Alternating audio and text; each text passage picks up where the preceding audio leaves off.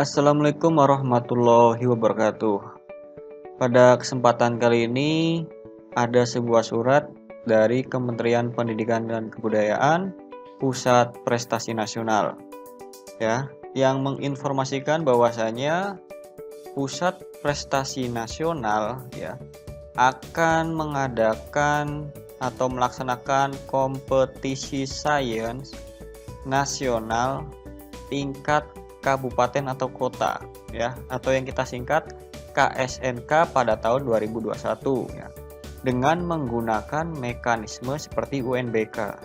Nah, adapun pelaksanaannya yaitu dilaksanakan di sekolah-sekolah yang telah ditunjuk menjadi tempat pelaksanaan KSNK.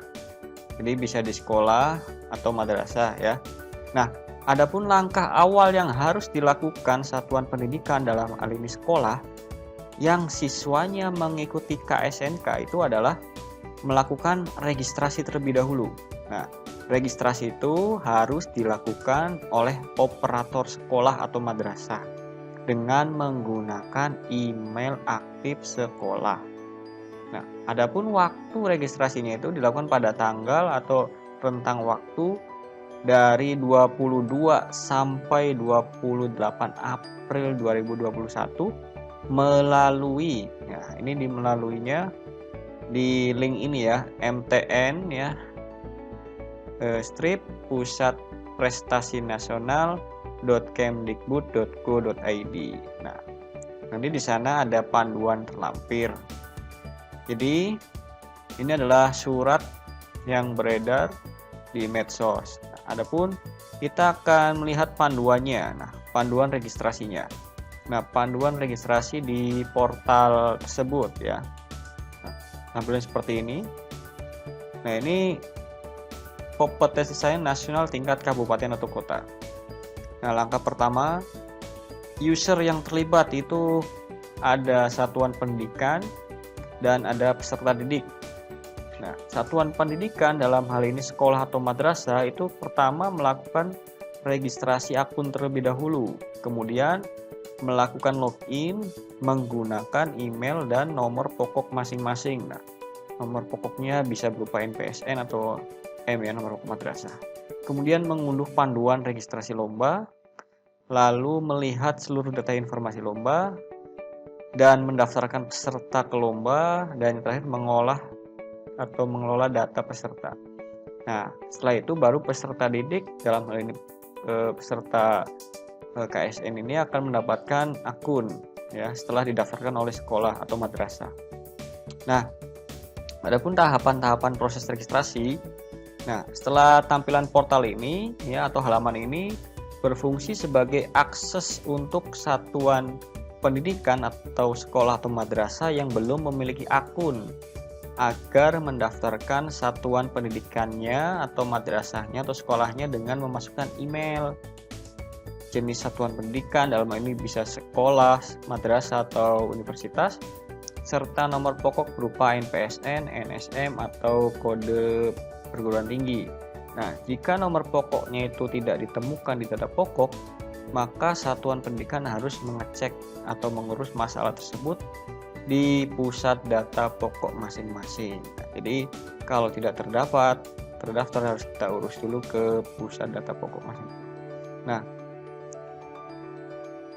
apabila nomor pokok satuan pendidikan ya tersedia di data ini ya, data di Dapodik, di EMIS atau PDDikti, maka proses registrasi akan lanjut pada halaman form registrasi akun. Nah, satuan pendidikan dalam hal ini madrasah atau sekolah itu diharuskan untuk mengecek data yang ditampilkan dari API dan melengkapi data sebagai syarat untuk registrasi akun. Oke, ini tampilan seperti ini. Nah, yang ketiga, nanti akan mendapatkan notifikasi registrasi satuan pendidikan. Halamannya seperti ini. Akan tampil ketika proses registrasi yang dilakukan oleh satuan pendidikan telah berhasil. Selanjutnya satuan pendidikan diarahkan agar mengecek email. Nah, ini dicek emailnya untuk keperluan aktivasi akun. Nah, yang keempat, baru kita bisa login sebagai satuan pendidikan atau madrasah atau sekolah. Nah, halaman ini berfungsi sebagai akses ya. Jadi kita dengan memasukkan email dan sandinya. Nah, setelah itu kita akan masuk ke dalam dashboard. Nah, dashboardnya seperti ini. Nah, pada halaman ini ya terdapat file-file panduan registrasi yang bisa diunduh, profil satuan pendidikan, serta daftar lomba terdekat yang ada pada setiap jenjang pendidikan. Jadi di dashboard ini terdapat informasi yang terbaru. Nah, lalu kita bisa melihat detail lomba. Ya, pada halaman ini terdapat detail deskripsi ajang, kriteria peserta lomba, dan peraturan lomba. Juga dilengkapi oleh tombol untuk mendaftarkan peserta didik ke perlombaan. Nah, jadi untuk pendaftarannya bisa diklik di tombol ini ya, sesuai dengan kompetisi apa yang akan diikuti oleh peserta. Nah, kemudian halaman ini digunakan untuk menampilkan data para peserta didik.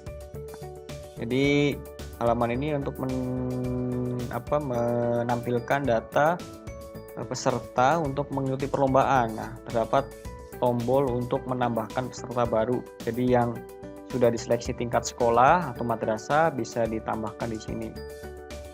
Nah, kemudian saat akan menambahkan itu peserta didik baru, proses pertama itu yang dilakukan yaitu adalah mengisi. Nah, diisi dulu apanya? Identitas berupa email dan NISN atau NISM atau NIM dari siswa tersebut.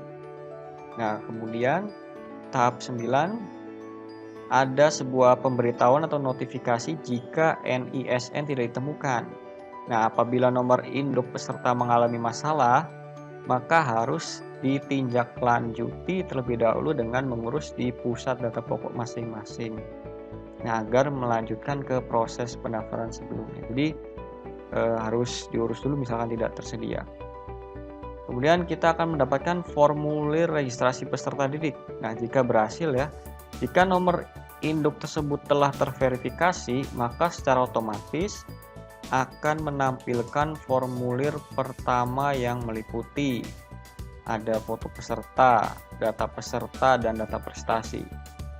Dan pada halaman inilah satuan pendidikan atau sekolah madrasah melakukan review data yang diambil dari API dan dilengkapi data lainnya yang telah disediakan. Nah, selanjutnya terdapat formulir kedua. Nah, formulir ini harus direview dan dilengkapi, yaitu berupa data orang tua, kartu Indonesia Pintar, data pembina atau pelatih, dan data pendukung. Nah, setelah semuanya telah terisi dengan benar, satuan pendidikan dapat langsung tekan tombol atau buton daftar di bawah ini. Nah, setelah itu kita akan melihat daftar peserta didik lomba. Nah, saat proses registrasi peserta didik telah berhasil, maka peserta tersebut akan tercantum pada daftar data peserta didik yang dilengkapi oleh aksi. Nah, lihat dan hapus begitu ya fungsinya. Nah, kemudian review data peserta lomba. Nah, data peserta lomba yang telah terdaftar dapat direview ulang dan tersedia fitur untuk memperbaiki data apabila terdapat kesalahan penginputan. Jadi bisa dilihat review peserta lombanya seperti itu. Mungkin itu saja panduan untuk meregistrasikan peserta dalam keikutsertakan lomba kompetisi sains nasional tingkat kabupaten atau kota yang akan dilaksanakan di sekolah atau madrasah dengan sistem UNBK, yaitu sistem semi online ya. Oke, mungkin itu saja. Terima kasih. Wassalamualaikum warahmatullahi wabarakatuh.